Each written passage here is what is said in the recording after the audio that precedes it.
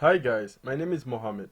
The topic of my presentation will be focused on the size of shipping container homes and its insulation.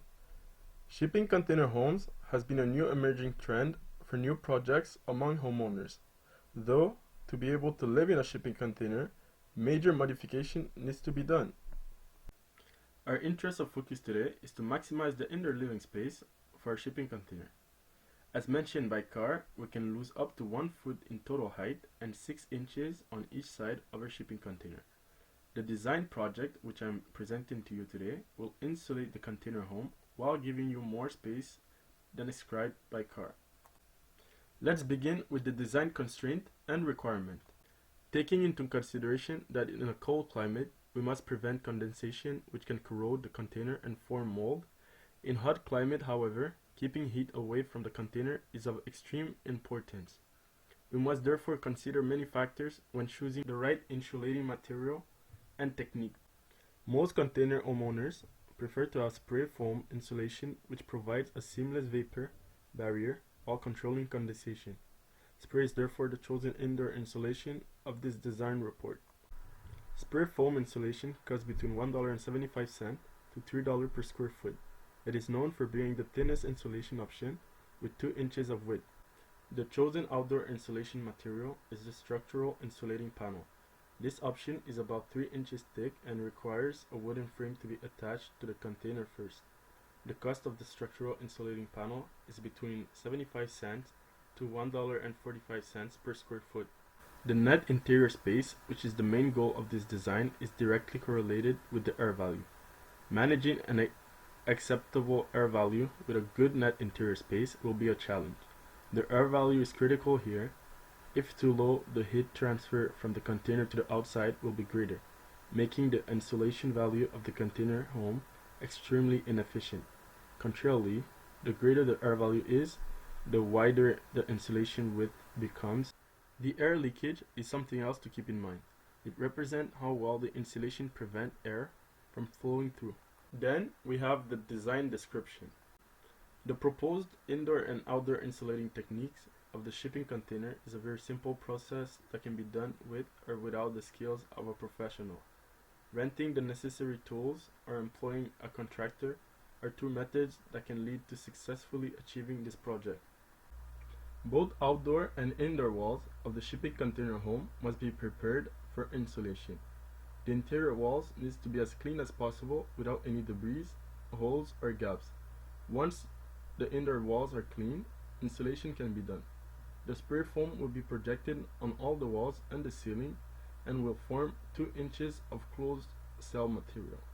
The insulation spray expands upon application and hardens when exposed to air.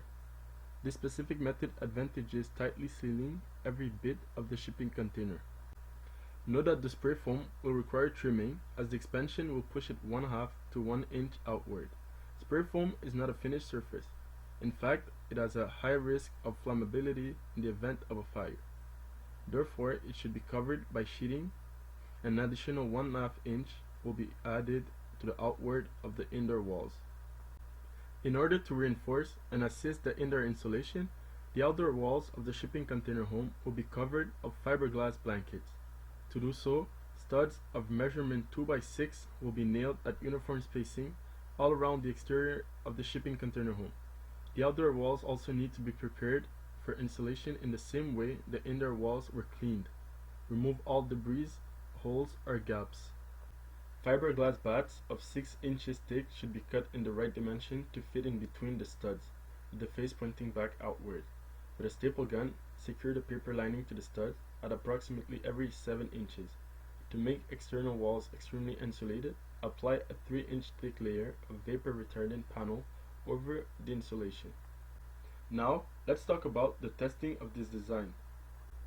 In order to evaluate the performance of this proposed insulation design, it is important to create a realistic scenario for the result to be meaningful.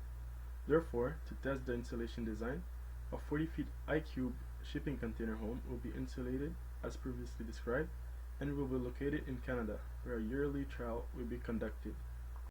Canada holds 4 distinct seasons each year: winter, spring, summer, and fall. The diverse weather encountered in Canada will allow for insulation testing performance of the shipping container home.